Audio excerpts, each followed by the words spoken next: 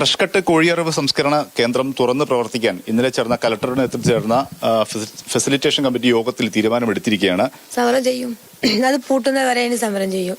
ഞങ്ങൾക്ക് അതല്ലാതെ ഇവിടെ ജീവിക്കാൻ കഴിയൂല.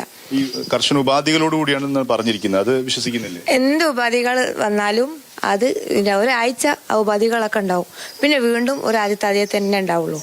അതുകൊണ്ട് അത് പൂട്ടുക തന്നെ വേണം, അല്ലാതെ ഞങ്ങൾക്ക് ഇവിടെ ജീവിക്കാൻ കഴിയൂല.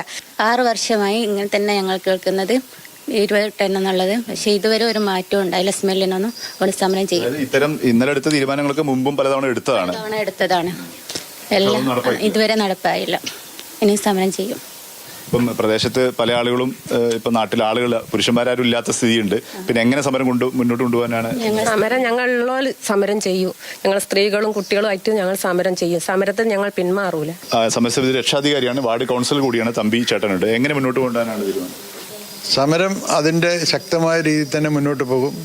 ഇനിയിപ്പോൾ ഞങ്ങൾ പ്രാദേശികമായിട്ട് ഈ ജില്ലയിലുള്ള എല്ലാ ഗ്രാമങ്ങളിലും പട്ടണങ്ങളിലും ചെറിയ ചെറിയ നഗരങ്ങളിലൊക്കെ ഞങ്ങൾ സമരസഹായ സമിതി രൂപീകരിച്ച് ഇവിടേക്ക് ഒരു മാലിന്യം പോലും കയറ്റി വിടാൻ പറ്റാത്ത രീതിയിലുള്ള സംവിധാനമാണ് ഞങ്ങൾ ആലോചിക്കുന്നത്.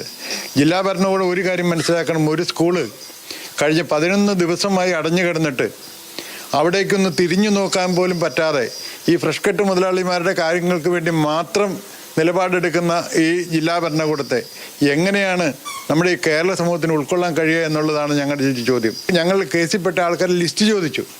ആ ലിസ്റ്റിലുള്ളവരെ ഞങ്ങൾ ഹാജരാക്കാൻ തയ്യാറാണെന്ന് പറഞ്ഞു. പക്ഷേ ആ ലിസ്റ്റ് പോലും അവർ പുറത്തുവിടുന്നില്ല. ഇതേതോ അടിയന്തരാവസ്ഥ കാലമോ അതുപോലത്തെ ഒരു കാലം പോലെ ഓർപ്പിക്കുന്ന രീതിയിലുള്ള പ്രവർത്തനമാണ് ജില്ലാ ഭരണകൂടം നടപ്പിലാക്കുന്നത്. ഇവർ പറയുന്ന ഏതോ ഛിദ്രശക്തികൾ കൂടിയിട്ടുണ്ടെന്നാണ്. ഞങ്ങളുടെ സമരസമിതിയിൽ പുറമേ നിന്ന് ഒരാൾ പോലും വന്നിട്ടില്ല. അങ്ങനെ പുറമേ നിന്ന് ആൾ വന്നാൽ പോലീസ് പിടിക്കട്ടെ, ഞങ്ങൾക്ക് കുഴപ്പമില്ല, അല്ലെങ്കിൽ അവർ ലിസ്റ്റും ഉണ്ടാ. പക്ഷേ ഈ സമരത്തെ വേറെ രീതിയിലേക്കാക്കി അത് വർഗീയമായി ചിത്രീകരിച്ച് ഈ സമരത്തെ തച്ചുടയ്ക്കാനുള്ള ബോധപൂർവമായ പ്രവർത്തനമാണ് ഉണ്ടാകുന്നത്. നിരവധി പ്രശ്നങ്ങൾ നേരിട്ടുകൊണ്ടിരിക്കുന്നുണ്ട്. കഴിഞ്ഞ ദിവസത്തെ സമരവുമായി ബന്ധപ്പെട്ട് അതിൽ ഏറ്റവും പ്രധാനപ്പെട്ട പ്രദേശത്തുള്ള ഒരു സ്കൂൾ അടഞ്ഞു കിടക്കുന്നു എന്നുള്ളതാണ്.